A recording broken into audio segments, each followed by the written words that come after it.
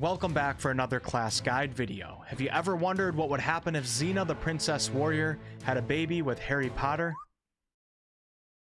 You've never wondered that? Shit. Well, wonder no more, for today we're going to be talking about the Eldritch Knight Fighter class in Baldur's Gate 3's Early Access. Before we get started, I want to give a shout out to Carmine, Paulo, and Crazy Pills for becoming YouTube channel members, and also another shout out to Kit over on Patreon, who's a big supporter of the channel. Thank you guys so much. Links to my Twitter and my Discord server will be below. Let's get right into it.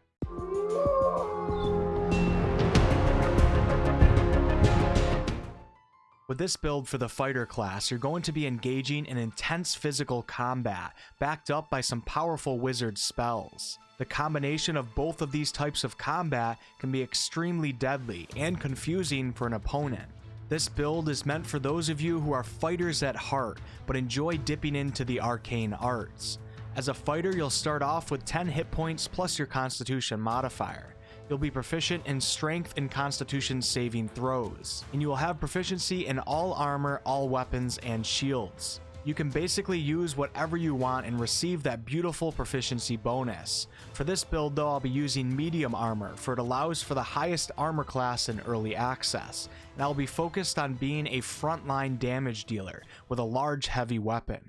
You won't actually get to become an Eldritch Knight and use magic until you reach level 3, so levels 1 and 2 will be solely based on martial damage. In character creation, you of course want to choose fighter as your class, and then your class passive choice should reflect the type of weapon that you want to use. Since I will be using large two-handed weapons, great weapon fighting is the perfect choice here. Taking this passive will make the game re-roll the die for you if you roll a 1 or a 2 on a damage die for an attack with a two-handed melee weapon. This will absolutely come in handy and help you dish out more consistent damage. Since we're focused on heavy melee weapons, strength will be our primary ability score, and we want a race that will give us at least a +1 to strength, allowing us to get our strength ability score to 16 with a +3 modifier. Races that also offer a boost to Constitution, Intelligence, or Dexterity will be most beneficial for the Eldritch Knight. The two racial choices that really stand out are the Shield Dwarf, which gives you a +2 to Strength and Constitution, and the Githyanki, which gives you a +2 to Strength and a +1 to Intelligence.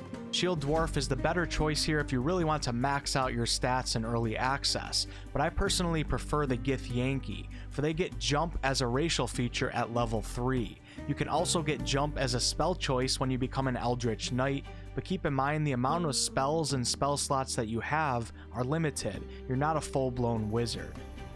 Now let's talk about assigning ability points. There's many ways and combinations that you can go about this as an Eldritch Knight. It's not as straightforward as some of the other classes might be, especially in the current build of Early Access. However, there are some important things to keep in mind. You will want your primary weapon's ability to be at least 16 to give yourself that +3 modifier, and in our case this will be strength. In early access, the best armor you can get is Lae'zel's medium armor, and to complement that, you want to have a 14 in dexterity to get that +2 dexterity modifier, which will be added to your medium armor's armor class number. If Larian adds splint and plate heavy armor to the game, then you won't need to rely on dexterity to help with your armor class anymore. Constitution is always important as a fighter, for it helps with HP, and it also helps with concentration on certain spells, although I'm not going to be using any concentration spells myself. So you want Constitution to be up there with your strength ability score if possible. Intelligence is where it gets a little trickier. Your intelligence modifier will benefit many of the spells that you have access to when you become an Eldritch Knight, but it's also possible and viable to build your Eldritch Knight around spells that don't actually use your intelligence modifier, such as Magic Missile or spells that serve more as one-time buffs. There's also a magical headband in early access that is on an ogre mage in the Blighted Village. This headband boosts your intelligence to 18 simply by wearing it. If you want to build your character around this item, you certainly can.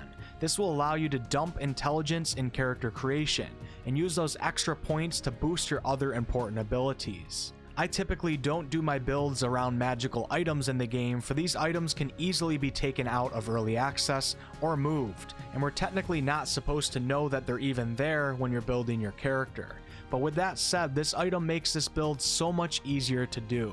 If you do plan on picking up this headband, this is what your ability scores might look like as a shield dwarf. And this is what they might look like as a Githyanki. When you reach level 2 as a fighter, you get the fighter's classic feature called Action Surge. Action Surge will allow you to use an extra action on your turn. You can only use this once per long rest. I tend to get antsy and I usually pop it in the beginning of most of my fights to try to single-handedly take out one of the enemies right at the start of the battle, but sometimes it's better to save it for when you need it. Level 3 is where we get to finally become part wizard as an Eldritch Knight.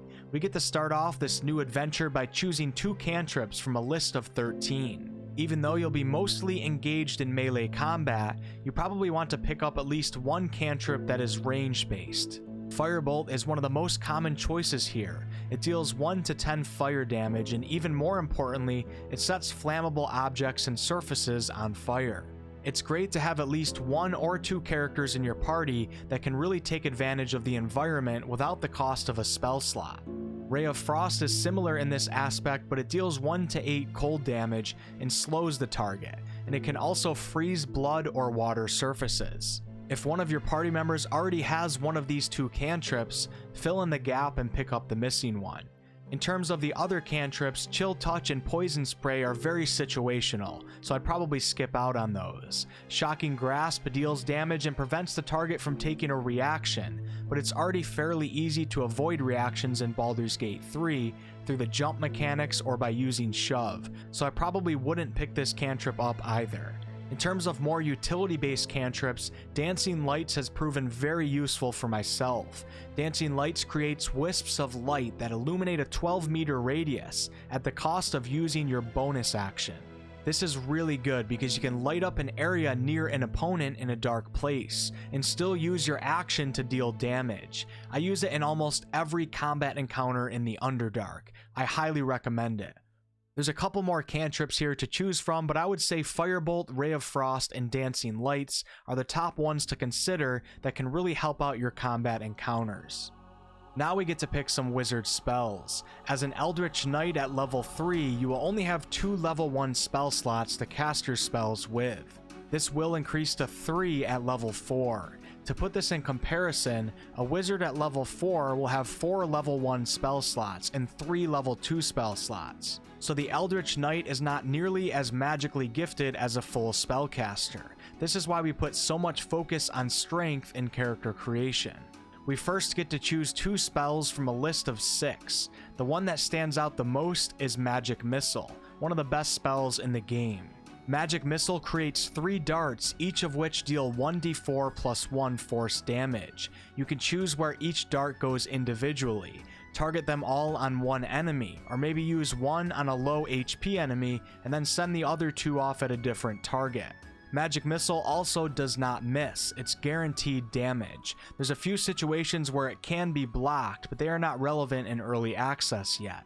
Magic Missile does not use your intelligence modifier in any way, shape, or form, so if you ever do create a lower intelligence Eldritch Knight, Magic Missile will operate just as good as if you had high intelligence. The other 2 spells that are noteworthy in my opinion are Burning Hands and Thunderwave. Burning Hands is an AoE close range spell that deals 3d6 fire damage to targets within its cone. Targets can succeed on a dexterity saving throw to mitigate the damage. This spell of course can also ignite anything flammable. It's also nice to have an AoE option, and Burning Hands is a good choice. Thunderwave is one of the most fun spells in the game, and it can be really powerful. It will deal 2d8 thunder damage to enemies in its cone, giving it that AoE aspect. And even more importantly, it pushes enemies, and sometimes friendlies, away if they fail a Constitution saving throw. So you can literally launch enemies off cliffs, even if they're not necessarily close to the edge. A successful Thunderwave can completely change the direction of a combat encounter, and it's just really fun to use. It won't always work, but even if it doesn't, you can still deal that decent AoE damage. So I'd recommend choosing Magic Missile and one of the other 2 that we just talked about, and when you get to level 4, you can pick up the missing one. At level 3, you also get a choice of one more spell from a larger list of 17 wizard spells. At this point, I would personally look for more utility-based spells, or ones that will buff your character. If you're a Githyanki at level 3, you automatically get Jump as a one-time per long rest action, but if you're not a Gith, maybe consider picking it up as a spell here. Cast Jump before a combat encounter begins, and no enemy will be safe from your Great Axe. If you can actually remember to cast it before combat, I think it's better than the spell Expeditious Retreat, which allows you to turn Dash into a bonus action. Either way, increasing your Eldritch Knight's mobility is a huge plus and advantage for your party, so consider one of these spells.